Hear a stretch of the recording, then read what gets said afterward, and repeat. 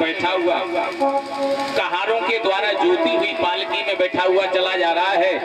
और जैसे ही जड़ भरत के पास में आए, एक कहार थक गया। कहार बोला, अब हमसे पालकी नहीं चल रही है। राजा रघुगढ़ बोले, एक काम करो, यहाँ देखो, अगर कोई व्यक्ति हो उसे हमारे पास लेकर के आओ, अब उससे ये पालकी जुतवा करके लेकर के चलेंगे। और ऐसे बोल, जड़ भरत जी के पास जाकर के जब पहुंचे, जड़ भरत जी को बुला करके अपने साथ लाए हैं। और जड़ भरत जी को देख करके बड़े प्रसन्न हो गए राजा रघुगढ़। ये तो बढ़िया सुंदर मनुष्य लेकर के आया, देखने में मोटा ताजा भी है। जड़ भरत जी बोले, कहिए हमें क्या करना है। राजा रघुगढ़ बोला कि ऐसा एक हमारा कहार थक गया है, एक तरफ पालकी पकड़ लो और हमको लेकर के चलो यहाँ से। तो एक तरफ जड़ भरत जी, एक तरफ दूसरा कहार, और पालकी को लेकर के चलना शुरू किया। चले जा रहे थे, रास्ते में क्या देखा, एक चींटियों का बिल मिला। चींटियां रह रही थी, इधर से उधर जा रही थी। उन चींटियों को बचाने के लिए जड़ भरत जी ने विचार किया, कहीं ऐसा न हो चींटी हमारे पैर के द्वारा मर जाए। तो पैर को बढ़ा करके जैसे ही आगे रखा, पालकी हाथ से छूट गई। राजा रघुगढ़ नीचे, पालकी के साथ राजा रघुगढ़ को क्रोध आ गया। देखने में तो बहुत मोटे ताजे हो, ये बताओ तुम कौन हो। जड़ भरत जी बोले, हमें पूछ रहे हो आप कौन हो। राजा रघुगढ़ बोले, हाँ। जड़ भरत जी बोले, एक बात बताओ, हम आपको एक जन्म की बताएं कि 3 जन्म की बताएं। राजा रघुगढ़ बोले, 3 जन्म की। हाँ। राजा रघुगढ़ बोले, तो हमें 3 जन्म की बताओ, क्या है। जड़ भरत जी कहते हैं, जो तुम राजा हो, इसी तरह से मैं बहुत बड़ा राजा था।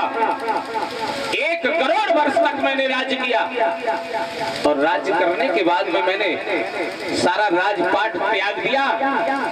गंडकी नदी के किनारे आकर के मैंने पुलह नाम का आश्रम बनाया, वहां पर भगवान का भजन करने लगा। लेकिन एक मृग शावक को मैंने वहां पाल रखा, उसमें हमारी आसक्ति हो गई, प्रेम हो गया। वो मृग शावक चला गया, हमारा शरीर भी छूट गया, ध्यान में वो मन में मृग शावक ही रहा। इसलिए दूसरे जन्म में हमें मृग बनाया गया, और तीसरे जन्म में मरने के बाद में जिस समय मैं परमात्मा के पास गया, परमात्मा ने मुझसे कहा, ये बताओ अब क्या चाहते हो। तो मैंने भगवान से प्रार्थना की, प्रभु एक बार मुझे मानव योनि में और जन्म दे दो, मानव योनि में भी ब्राह्मण परिवार में मुझे जन्म दे दो। मेरी भगवान ने प्रार्थना सुन ली है, आज मैं ब्राह्मण परिवार में एक बालक हूँ। चरणों में गिर पड़ गया राजा रघुगढ़। भूल हो गई, गलती हो गई, क्या हो गई। राजा रघुगढ़ कांप रहे हैं। जब जड़ भरत जी ने बार बार पूछा, तब राजा रघुगढ़ कहते हैं, ना हम बिसंके सुरराज वज्रान त्रयक्ष शूलान यमस्य दंडात नानर्क सोमा अनिल पीत्र पाश प्रसम ब्रह्म कुलावमा ना हम बिसंके सुरराज वज्रान।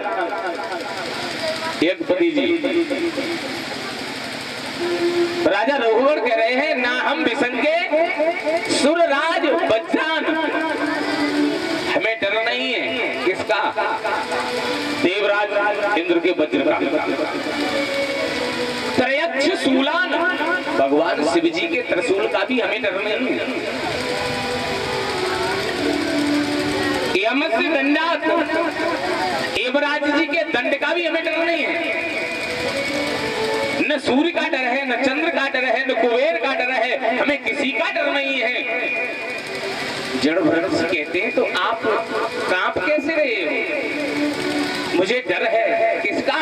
प्रशम ब्रह्म कुलाब मानात, एक ब्राह्मण का मेरे शरीर के द्वारा अपमान हो गया है। मैं उनके द्वारा जोती हुई पालकी में बैठ करके आया हूँ। ये मुझसे बहुत बड़ी भूल हो गई, अपराध हो गया, मैं बहुत बड़ा पापी हूँ। अब तो मुझे नरक में जाना पड़ेगा। बंधुओं,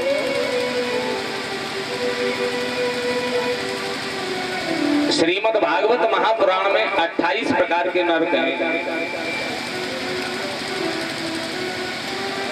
और जब गरुड़ पुराण खोल करके देखोगे